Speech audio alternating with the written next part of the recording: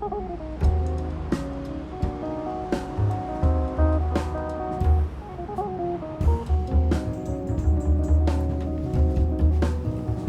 questions really began at Brown Venture Group from a place of how is it possible that all the women and all the folks of color are getting such a small percentage of the overall investment? How is that even possible? Good morning. Right now, globally, the world is 90% non-white, right? And 50% women. I mean, let's just let that thought resonate for just a moment. There is a real wealth gap in America, one that corresponds with race. And now a new report is revealing just how wide that gap truly is. The report by McKinsey & Company shows a stunning wage gap totaling billions of dollars and a revenue gap of more than $1 trillion for Black-owned businesses.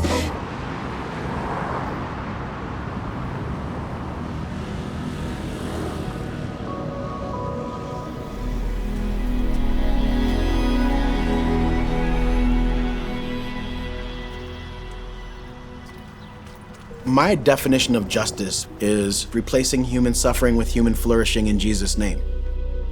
I spent a great deal of my life in vocational ministry, and even the things that I did that were not directly vocational ministry, in my mind, were kind of vocational ministry.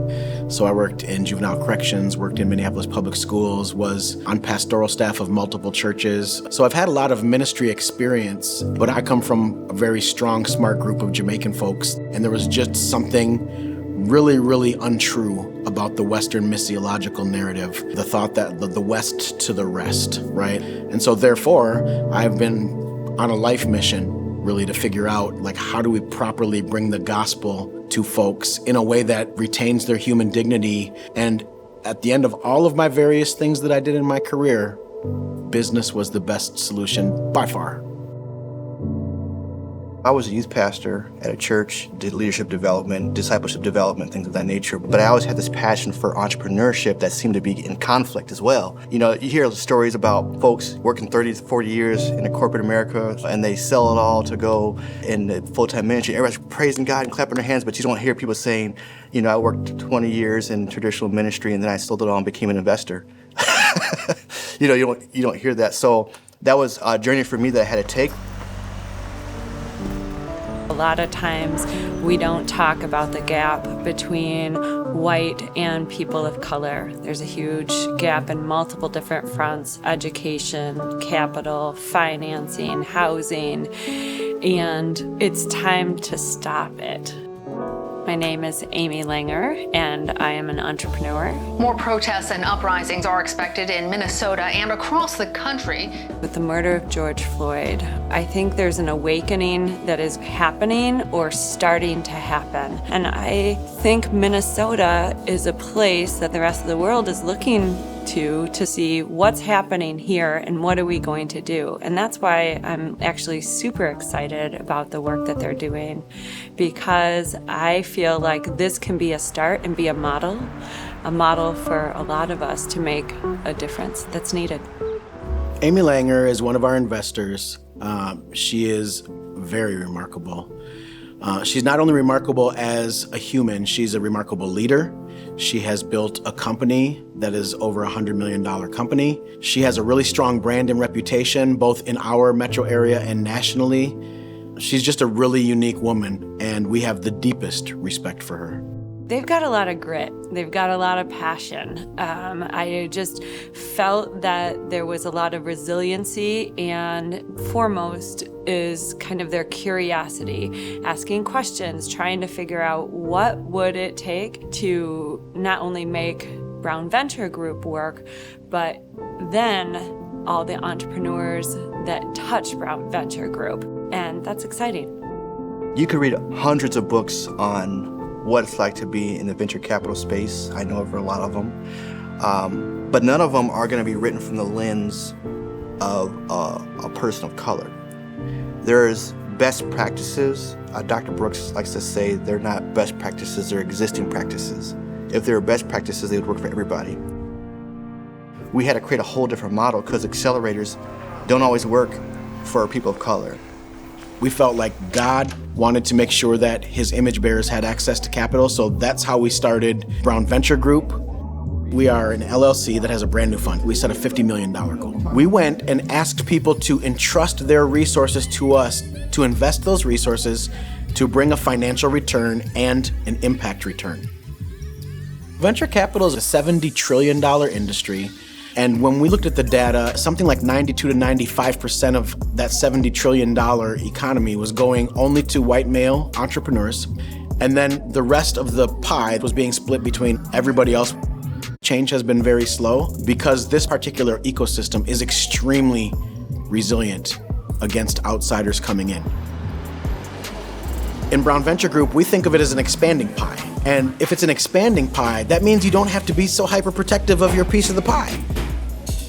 Our investment thesis is Black, Latinx, and Indigenous technology entrepreneurs.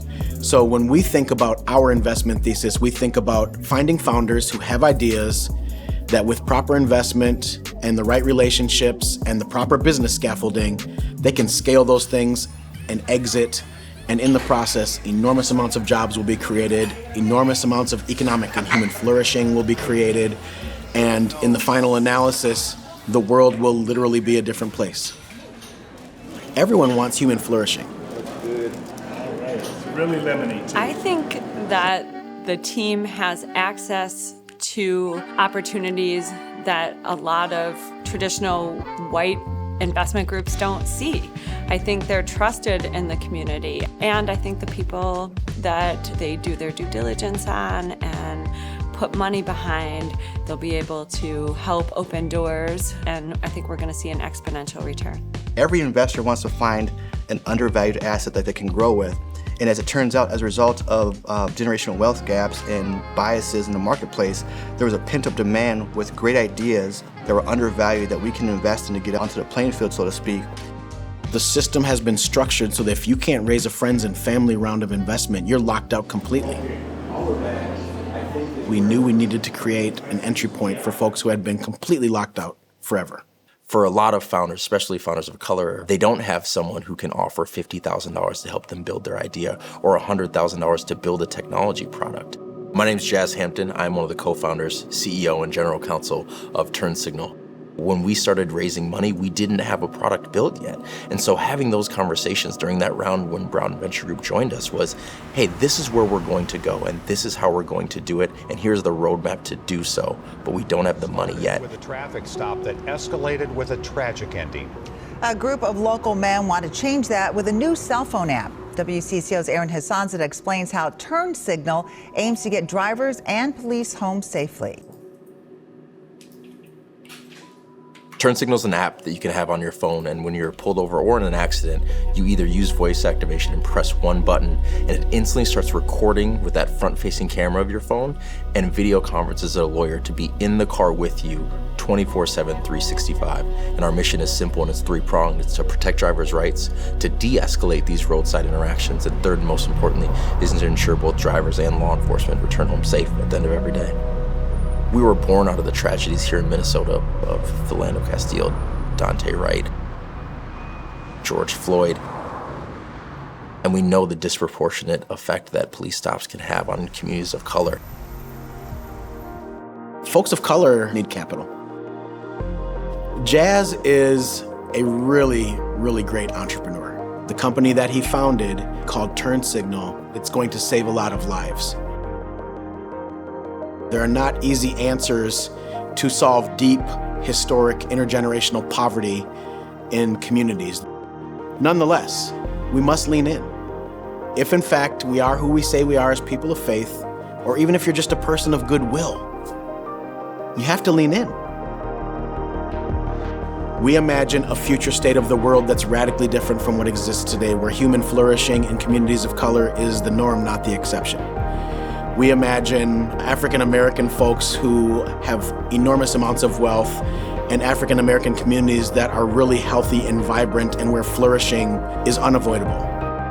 So if you want to be on God's side, you have to be on the side of human flourishing, and you have to be on the side of human flourishing for all of humanity.